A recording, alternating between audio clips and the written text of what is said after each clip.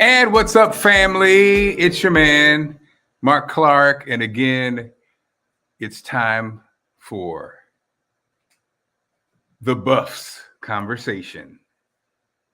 Why do they hate DEION? Why don't they get it? As you found out last week, before each Buffs game, I'm going to give you a prediction and my thoughts. So, of course, tonight, the game is until 10 o'clock tonight. So there's a full roster of college football ahead of you this afternoon. In fact, me and the wife are heading down to Howard University to see Howard versus, we're not going to Howard University? Oh, it's Audi Field. Okay. Audi Field, Hampton versus Howard. Oh, okay. Okay. So that's going on. So that's exciting. So very, very interesting week. It was funny because, this journey has been crazy. Now, many of you have been following this on YouTube. Deion's son has Well Off Media.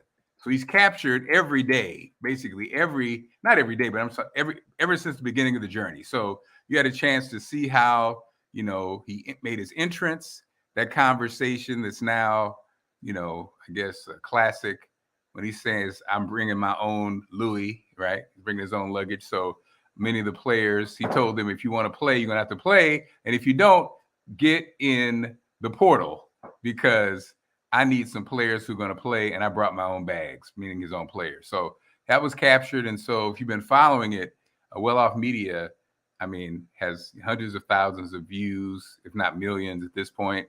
And those who were fans, of the team were the first joiners, obviously, then the people who were just curious about this journey. So we actually had a chance to see these players, get to know them. And now that it's in real time, and they have kind of superseded the expectations and have the whole college football world, the whole sports world in a frenzy. And so it seems like each week something happens. It's almost surreal. It's almost surreal. It's almost frightening, because again, nobody expected, I don't say nobody expected, but to start off and have this kind of coverage, this kind of success, this kind of narrative is totally unexpected. I think college football is in shock. The networks obviously are in shock, but they understand the money because what is this, the third week that they broadcast there at Colorado? A team that was won in whatever last season. It's crazy. It's crazy. And so now, to me, you start to see how people can really start hating because it's overkill. I think for people of a certain age, we didn't have this coming up. We didn't have all these platforms. We didn't have all this exposure. It's almost like the Beyonce effect. Like some people don't like, I don't like Beyonce. Why? They don't even know why. I think they don't because it's almost so much exposure. You can't hide from it. And you just look around, you're like, man, I can't escape this. So this is happening. This is definitely happening in football. In fact, this was just minutes ago, this was the kickoff of the broadcast. Again, they're not on until 10 o'clock tonight, but they're there in Colorado, and this is how it started. What a morning. Buff Nation, please say hello to the most electrifying man in sports today, Coach Prime. Let's go. Hey, Coach.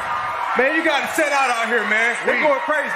We got it set out. We got it set out. You walk out, Lil Wayne performing. Oh, what's that like? What's that like? Lil Wayne? Lil Wayne. You mean to tell me Lil Wayne is at a college game performing before the game? It ain't no telling what he gonna do before we come out. We don't know about that, all right? We don't know about that. This is unbelievable. This is what college is supposed to be. Honestly, this is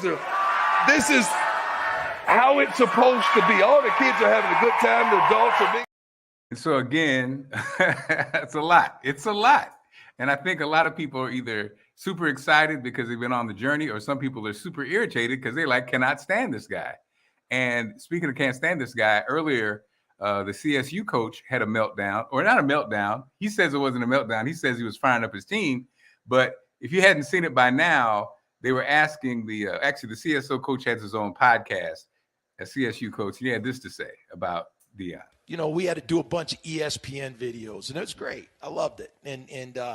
But our kids came out of those videos really with a chip on their shoulder.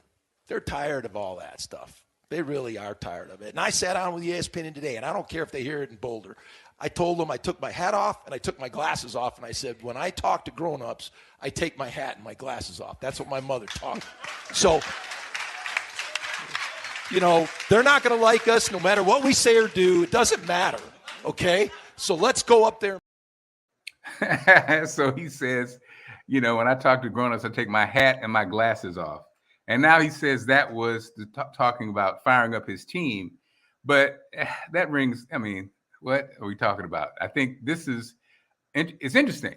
Now, this is, you know, Coach Jay Norvell is another African-American coach. And earlier in the week, that was the storyline. It was like 2 African-American coaches, you know, in Colorado. How crazy is that? And then he had the comment, which made everything weird. And it's just like the question becomes, what are you trying to say there? You know, I think he was overwhelmed. Back to what we were talking about from the start. I think he was overwhelmed because all of the coverage, you know, it went from being, you know, you're at Colorado State and you had a okay record, but nobody's really checking for you. It goes from that to being front and center. ESPN is there. Everybody's asking you questions. The players now being interviewed. So it went from, it kind of upset the apple cart as far as how things are normally done. And that's kind of what's happening. And like I said, purists and some people, traditionalists, are upset. They don't like it. Other people see the power in it and how once you let the genie out of the bottle, you can't put it back. And the thing about a DEION is there's only one DEION Sanders. And, you know, we say that, I mean, there's only one of all of us, obviously, right? But when you say that, we're talking about the guy who really did bring the game to the game. Now, when he says that, it sounds super arrogant, but he's absolutely true. Because just think about it. As an 18, 19-year-old football player, who's thinking like that? He's in college. He's the best defensive back in college. He knows that the NFL is not playing defensive backs. So he hatches the plan of, I'm going to, with this Jerry curl and this gold and this flashiness, I'm going to create a character. I'm going to create a character that makes them not only notice me, but have to pay me more money in a position that was not a glamour position until he made it that. And in fact, he did that. He got drafted, he got the money, and the rest was history. And I love the fact that when you talk to, you know, the old, I can't even think of her name, the volleyball player, played for Florida, Gabby. She said when she was in college, she was a sophomore, and she talked to him and he told her the same thing. Look, you're playing, nobody's checking for volleyball. You're going to have to do stuff to make people check for it, right? So the conscious idea of promoting and marketing yourself, that in itself by itself is pretty special. But to then also be the very best at your position, you know, for as long as you play the game, check mark, that's special. Then also play another sport. I mean, remember, he played in the Super Bowl and the World Series and was a good baseball player too. So perhaps the greatest athlete of his generation. He's in the conversation. You know, it's Bo Jackson, Deion Sanders, Jim Brown.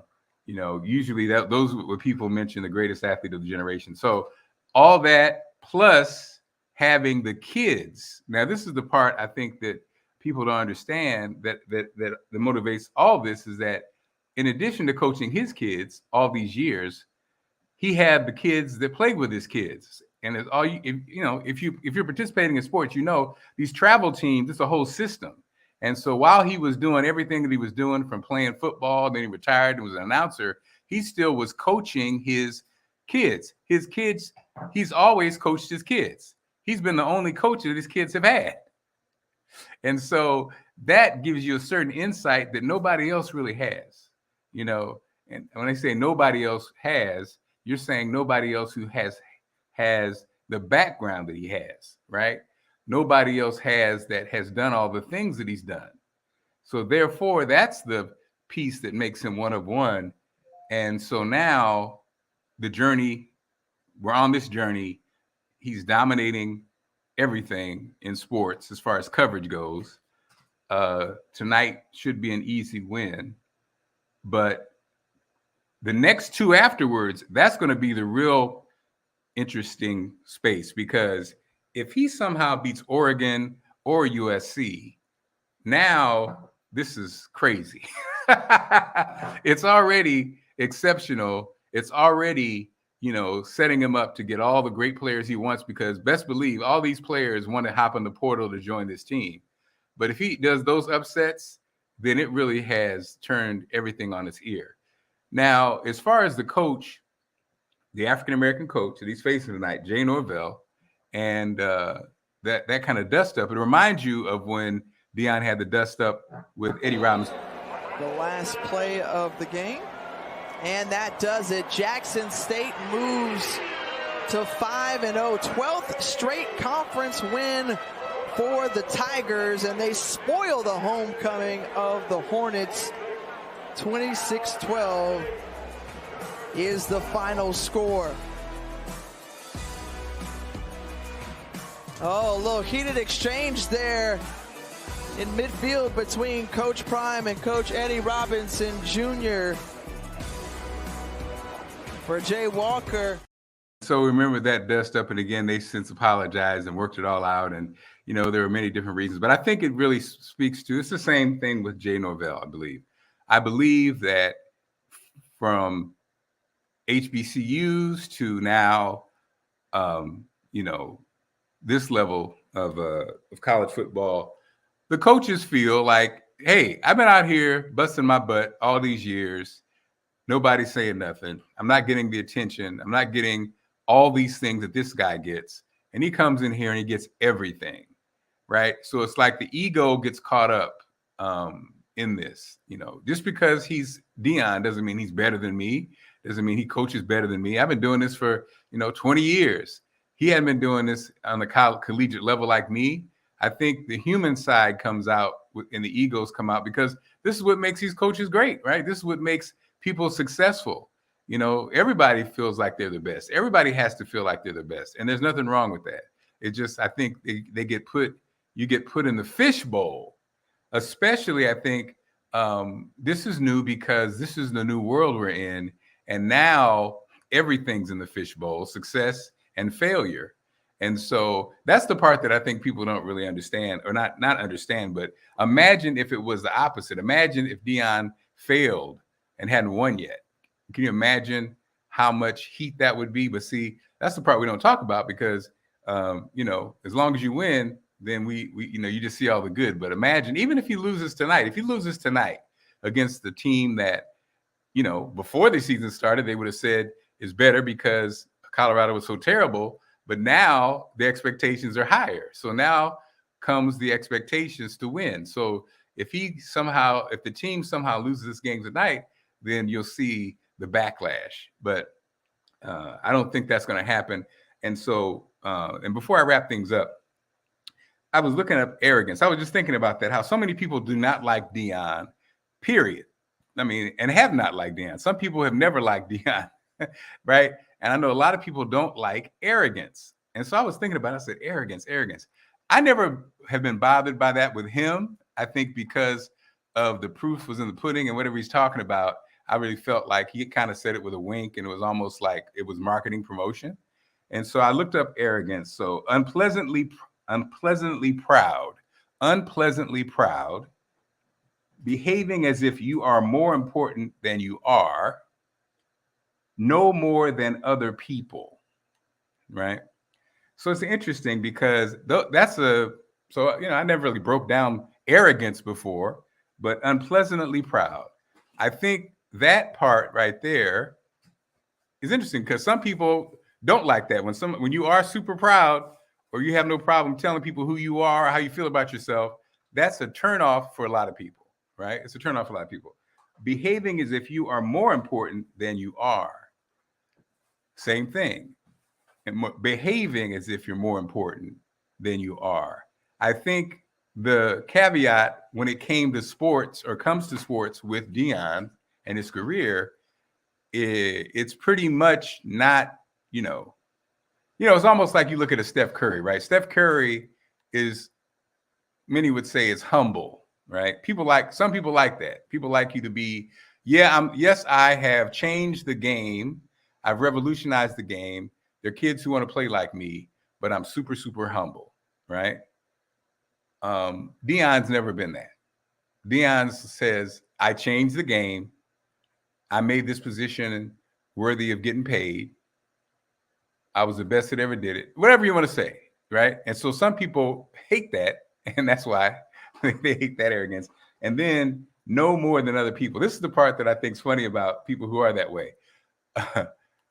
When people say that you think you know more than, well, in this case, he does when it comes to motivating young Black athletes and showing them how to get to the NFL and showing them how to play the positions that he played, right? So his program, and this is the part, and I'll wrap up, about the program that I think people miss who don't like him. This is the part that he did at the program that would make, if I'm a parent, me want to send my kid to play for him. He selected coaches who are not only head coaches, former NFL coaches, but also coaches he's had relationships with a long time. So you're sending, the kids are getting an opportunity to get a level of coaching that you will not get other places, because even in the college programs, the Nick Saban, and the different, the Alabamas and the Clemsons, you don't necessarily have guys who were NFL coaches, right? So if, again, your child is a Division I star and they go with DEION, not only will you get access to the coaches, he's a great receiver. The receivers coach is a former NFL coach or NFL lineman coach. Not only that, you're going to get to rub elbows with the greatest that ever played too, because DEION has that kind of relationship. So you're talking about linebackers. Well, Ray Lewis is going to come up in there and talk to him. You're talking about receivers. Michael Irvin, T.O. is going to be around. Talk about, whatever position you talk about, they're going to rub elbows with those kind of, those people and be inspired by them. And then not only the sports piece, everything else that comes with it. And so this is the challenge that other teams will now have to face. And this is why everything is almost like in an uproar, because this means that other programs are now having to think about it. I heard somebody say, everybody's now saying, well, we need to get our own DEION in these programs.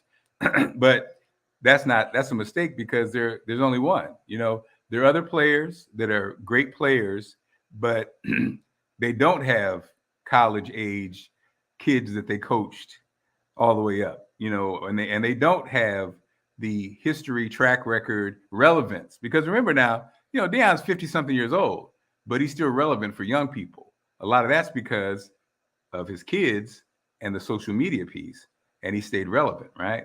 Just think, most 50-year-olds aren't relevant to young people. And so it's going to be interesting.